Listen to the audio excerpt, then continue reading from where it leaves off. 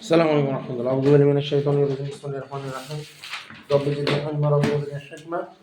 আমাদের 2022 সালের ষষ্ঠ অধ্যায় ফিজিক্স কেমিস্ট্রি সিরিজের আজকে 10 এবং 2022 করব। হ্যাঁ ইনশাআল্লাহ। বুঝছো?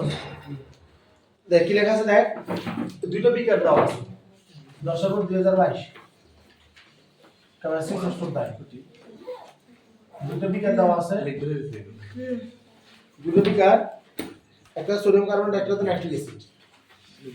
একটা হচ্ছে সোডিয়াম কার্বনেট, আরেকটা দেখ নাইট্রিক অ্যাসিড। এই পাত্র, দুই পাত্র 200 ml 150 ml।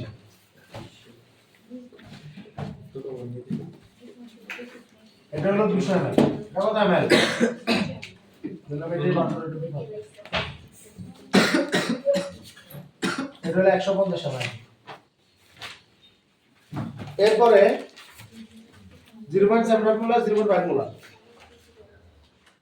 0.75 মোলার 0.5 মোলার 0.5 মোলারকে কি বলা হয় রে? কি বলা হয়? Semi molar. কি বলা হয়? Semi molar. মনে আছে রে? মনে আছে? আচ্ছা আচ্ছা, তো আমাদের এটা হলো পাত্র, এটা হলো দুই পাত্র। আমাদের কাছে কি চাইছে ওরা? আমাদেরকে চাচ্ছে যে, আচ্ছা আমরা আগে বিক্রিয়াটা করে নিই। হ্যাঁ, যাওয়ার পর হবে আমাদের যে সোডিয়াম কার্বনেট, সোডিয়ামের সাথে নাইট্রিক অ্যাসিডের বিক্রিয়া। যে কোনো অ্যাসিড যখন ধাতব কার্বনের সাথে বিক্রিয়া করতে যায়, তখন ওই কার্বনেট থেকে কার্বন ডাই অক্সাইড গ্যাসটা বের হয়ে যাবে। কথা বোঝা যাচ্ছে? তারপর এখান থেকে অক্সিজেন বেরিয়ে যাবে। ওই অক্সিজেনটা হাইড্রোজেনের সাথে মিলে পানি উৎপন্ন করবে, আর কার্বন ডাইঅক্সাইডটা আলাদা। সোডিয়াম কার্বনেট কি করবে? সোডিয়াম কার্বনেট সোডিয়ামটা কি করবে? নাইট্রেটের সাথে আসবে। তাহলে আমাদের এখানে কার্বন ডাইঅক্সাইড গ্যাস উৎপন্ন হবে, আমাদের এখানে পানি উৎপন্ন হবে, আর আমাদের উৎপন্ন হবে কি? সোডিয়াম নাইট্রেট নামক জীব। ঠিক আছে? কথা বোঝা যাচ্ছে কিনা? কথা ক্লিয়ার? তাহলে আমাদের সোডিয়াম কার্বনেট থেকে কার্বনেটটা ভেঙে গেছে, ভেঙে কি উৎপন্ন করছে? কার্বন ডাই অক্সাইড গ্যাস আর কি? কার্বন ডাই অক্সাইড গ্যাস আর অক্সিজেন।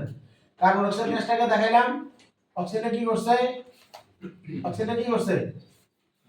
অক্সিজেনটা হাইড্রোজেনের সাথে মিলে পানি উৎপন্ন করছে। কথা বোঝা যাচ্ছে? কথা ক্লিয়ার? অর্থাৎ আমার এই কার্বনেটটা এই কার্বন ডাই অক্সাইডের সাথেও আছে, এই কার্বনটার বাকি একটু অক্সিজেন পানির সাথে আছে, কারণ এই হাইড্রোজেনটা ওই অক্সিজেনের সাথে এক্সপ্লোর হয়েছে, আর যেটা বাকি আছে সোডিয়াম, ওইটা নাইট্রেটের সাথে আছে। কথা বোঝা যাচ্ছে? মনে থাকবেন ইনশাআল্লাহ। ইনশাআল্লাহ। তো আমাদের অঙ্ক তো আমরা জানি, আমাদের বিক্রিয়াগুলো সবগুলোকে আমরা মূল দিয়ে করব। কি দিয়ে করব? মূল দিয়ে করব।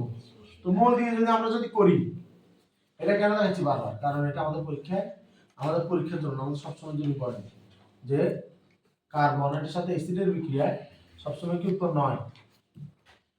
কার্বনের সাথে অ্যাসিডের বিক্রিয়া সবসময় কি উৎপন্ন হয়? কার্বন ডাইঅক্সাইড গ্যাস, পানি আর লবণ। ঠিক আছে? তো এখন আসেন, সোডিয়াম কার্বনেটকে দেখলাম আমাদের একদম 106। কত? 106। কার্বনেট পানি কত মনে আছে না? 60। কত? 60। কার্বন পানি কত? 60। তার মানে 60। আর সোডিয়াম হলো 23 গুণ 40, তার মানে হলো 106। তারপর এটা যদি তোদের দেখতে মনে হয় 23 গুণ 2 প্লাস কার্বন হলো 12 প্লাস অক্সিজেন হলো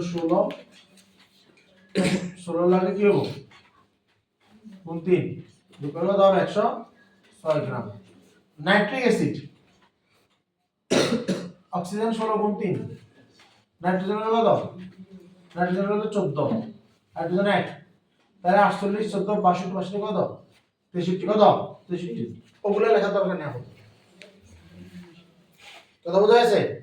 আমি যেটা দেখতে চাই সেটা হলো আমার এখানে একটা আরো পুরো ভর দেয় না, দরবার একটা আরো দেয় না, খুব বড় বেশি। তাহলে বাইরে করতে হবে। তো বাইরে কেমন করবো?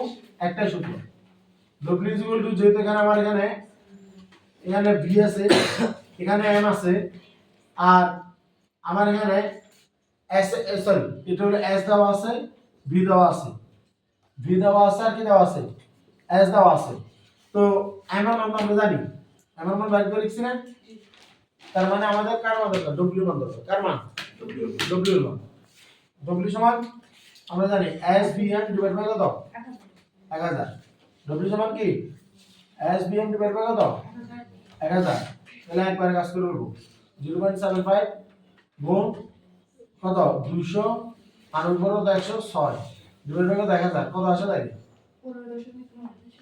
হ্যাঁ 15.9 তাহলে এটা হলো 15.9 গ্রাম আর এটাটা হলো এস এর মান 0.5 ভির মান 150 আর এম এর মান হলো কত বের করেছি 63 ডিভাইড বাই 1000 হ্যাঁ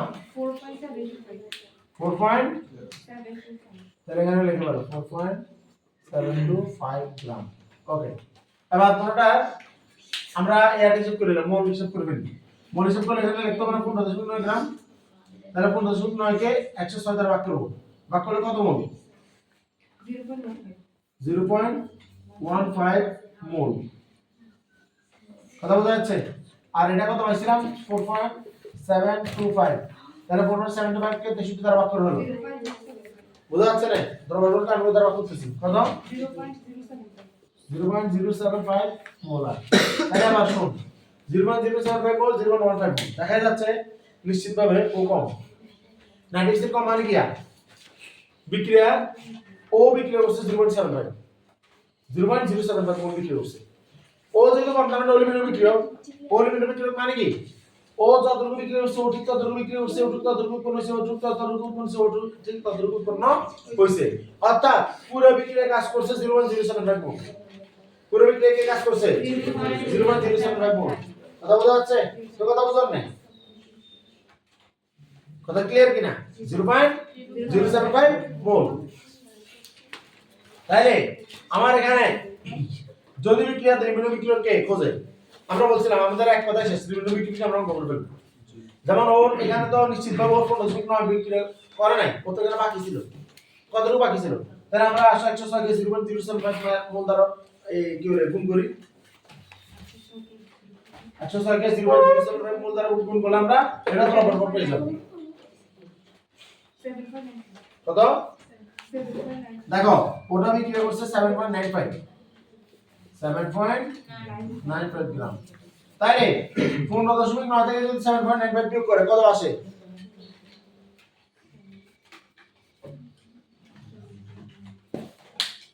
15.9 থেকে 7.95 বিয়োগ করলে কত আসে আবার 7.95 তার মানে এটা 7.95 গ্রাম বাকি থাকে পরীক্ষা আসতে পারে যে এত যা আসছে ধর এটাও এত আসতে পারে যে উক্ত বিক্রিয়া থেকে ঠিক আছে যে লবণ মানে যে দ্রবণটা সৃষ্টি হলো দ্রবণ আমাদের যে লবণ গ্যাস আর হলো পানি ঠিক আছে এই দ্রবণের মানে এই মিশ্রণটা কেমন হবে যেমন ধর লবণ ভিতরে কিন্তু কথা আছে অম্লীয় লবণ ক্ষারীয় লবণ কথা বোঝা যাচ্ছে মানে যে লবণের ক্ষার উপাদান সবথেকে বেশি প্রাধান্যটা বেশি সেটা ক্ষারীয় লবণ যেখানে অম্লের প্রাধান্য বেশি সেখানে অম্লীয় লবণ যেমন আমাদের এই মিশ্রণটাকে আমার যেহেতু সোডিয়াম কার্বনেটটা বেশি রয়েছে এটা তো অ্যাসিড এটা কি অ্যাসিড এখন কথা হলো আমরা তুই তো বলতে পারো যে এটা তো অ্যাসিড ক্ষার যে বিক্রিয়া ওরকম না এটা না আসলে কোন কোনো বিক্রিয়া দুর্বিক্রিয়া আসলে ওই দিকে চলে যায় যখন অ্যাসিড সেখানে থাকে সেটাকে আমরা ভিতরে বলি এই যে এটা লবণ উৎপন্ন হয় না এটা পানি উৎপন্ন হয় না কথা বোঝা যাচ্ছে কোন রকম ভাবে এটা কিন্তু ওই দিক দিয়ে চলে যায় ওই দিকে মিলে ফেলতে হয় তাদের কি ভর্তি সময় তো করে যায় না অক্সিজেন কোনো মত নিতেই হবে হয়তো কোনো কাল করার না এটা এরকম তো তার মানে আমার এই যে সোডিয়ামটা আছে না এই সোডিয়ামটা বেসিক্যালি ও ক্ষারীয় কারণ ও পানির সাথে ক্ষার উৎপন্ন করে পানির সাথে কি উৎপন্ন করে ক্ষার উৎপন্ন করে কথাই বোঝা যাচ্ছে তার মানে এখানে সোডিয়ামের প্রাধান্যটা বেশি 7.95 যে গ্রাম যে রয়েছে প্রাধান্যটা বেশি কাজ থাকবে সোডিয়ামের যে পানি বিক্রিয়ার ক্ষার উৎপন্ন হবে কারণ এটা ক্ষারীয় প্রকৃতির হবে যদি আমাদের জিজ্ঞেস করা হয় না জিজ্ঞেস কিছু করার নাই তাহলে আমরা কি করব আমরা করব বলছিলাম সব সময় লিমিট বিক্রিয়া দিয়ে তাহলে আমরা কি বলবো যে 63 গ্রাম এই নাইট্রিক অ্যাসিড বিক্রিয়া করে 106 গ্রাম কিসের সাথে 106 গ্রাম সোডিয়াম কার্বনেটের সাথে তাইলে 1 গ্রাম নাইট্রিক অ্যাসিড বিক্রিয়া করে 106 ডিভাইড বাই কত 63 সুতরাং কত গ্রাম আসলো প্রোপান কত 725 গ্রাম তাহলে 106 গুণ 7 point sorry 4.725 gram divided by 63 কত আসে 7.95 গ্রাম 7 কত 95 গ্রাম এটা আসতেছে অর্থাৎ বিক্রিয়া হলো 7.95 গ্রাম আসে মানে কি ওর আর অবশিষ্ট থাকে না তাহলে ওইটা আছে এবার না থেকে আমরা আবার বিয়োগ করব যে 15.9 গ্রাম তাকে দেওয়া হচ্ছে 7.95 গ্রাম বিক্রিয়া হচ্ছে বিক্রিয়া হলো উৎপন্ন আবার 7.95 গ্রাম আর এই যে উৎপন্নটা হইলো তার মানে এলিমেন্ট বিক্রিয়ক আর অবশিষ্ট রইল কারণ পরীক্ষায় যদি প্রশ্ন আসে ধর সোডিয়াম কার্বন কত মোল বিক্রিয়া করছিল তার মানে আমরা বলে দিব 0.07 মোল বিক্রিয়া কত মোল অবশিষ্ট ছিল তাহলে 0.15 মোল থেকে আমরা 0.07 মোল বিক্রিয়া করলে কি পাবো আবার 0.07 মোল পাবো তার মানে ওটাই অবশিষ্ট ছিল তো যে কোনো প্রশ্ন হতে পারে তাই আমরা আমাদের অঙ্ক লিখি আমাদের কি বলছে উদ্ভিদের এ পাত্রে দ্রবণের অনুসংখ্য হিসাব করো যা করছে একটা অনুসংখ্যা হিসাব করবে লাগছে একটা অনুসংখ্যা হিসাব করতে বলছে যেটা আমরা বলেছিলাম হয়ে আনি ঠিক আছে তাই একটা অনুসংখ্যা হিসাব করতে আমার কষ্ট আছে নাকি আছে কারণ আমরা জানি এতে 106 গ্রামে এতে অ্যাভোগাড্রোর সংখ্যা কম থাকে ঠিক না তাহলে 106 গ্রাম যদি এতে অ্যাভোগাড্রোর সংখ্যা কম থাকে তাহলে আমরা কি করব নাম্বারটা লিখে দেব হ্যাঁ যে অনুসংখ্যায় হিসাব বলবো যে সোডিয়াম কার্বনেটের 106 গ্রামে থাকে 6.023 into 1023 সংখ্যক অণু থাকে কথা বোঝা যাচ্ছে সুতরাং 1 গ্রামে থাকে 6.023 into 1023 টি অণু ডিভাইডেড বাই কত 106 আর এটা কত নিয়ে কাজ করিয়ে দেখো কত হয়েছে 1509 গ্রাম না এই পাত্রে 1509 গ্রাম তাহলে 1509 গ্রামে থাকে 6.023 into 1023 ডিভাইডেড বাই 106 আর এখান থেকে গুণ দিতে হবে কত 15.9 এটা দিতে হবে ঠিক আছে তাহলে এখান থেকে যে মানটা পাওয়া যাবে কত পাওয়া যাবে 9.0345 আচ্ছা 0 থেকে 10 এর পাওয়ার কত 22 কি সংখ্যক এখন কথা আছে যদি ফর্মুলা বুঝে গেছো তাহলে কি করতাম সোডিয়াম দুটো কার্বন একটা অক্সিজেন তিনটা তাহলে একদিকে দিন 6টা তাহলে এখানে কোন লেখা থাকতো গুণ 6টি পরমাণু 6টি পরমাণু এখানে দেয়া লিখতো গুণ 6 এখানে আবার দেয়া লিখতো বাকি 6 দেয়া লিখতো কথা বোঝা যাচ্ছে মানে 6টা তুমি কিনা পরমাণু হিসাবে ক্লিয়ার আমার মত বোঝা যাচ্ছে আচ্ছা আর পরীক্ষা যদি প্রশ্ন এটা করো যে বিক্রিয়া কত সংখ্যক অণু বিক্রিয়া করছে তখন তো আবার এখানে 15.9 7 কত 9 গ্রাম দিতে কথা বোঝা যাচ্ছে এটা খেয়াল রাখতে হবে তবে নরমালি এই কথাটা বলবো ঘ নাম্বারে বলে ডিরেক্ট কারণ ঘ নাম্বারে তো তোর বিক্রিয়া তো খরচ নদী এটা বুঝতে হবে লাস্টেরটা কি বলছে উদ্ভিদ দ্রবণের মিশ্রণের প্রয়োজন করতে কি ধরনের ব্যবস্থা গ্রহণ করতে হবে লিমিটেড করে কয়েন আমরা কি প্রশ্ন শেষ হচ্ছে বলো সলভ করে কত নম্বর পাইছি আচ্ছা হ্যাঁ ঠিক আছে আচ্ছা মিশ্রণে কি পরিমাণ লবণ উৎপন্ন হবে তো লবণ উৎপন্ন হবে দেখ যা করছি সব বাইরে বুঝছেন 0.07 এর মূল্য তো লবণ উৎপন্ন হবে তাহলে আমাদের লবণটা কি কাজ করতে হবে ডিরেক্ট ভাবে না বলে আমরা এভাবে বলবো যে আমার লবণটাকে ইয়া করে ফেলতে হবে এই যে লবণের আণবিক ভর বাইরে দিতে হবে আণবিক ভর কত লবণের আণবিক ভর কত সোডিয়াম কত 23 সোডিয়াম কত 14 যোগ নাইট্রেট মান কত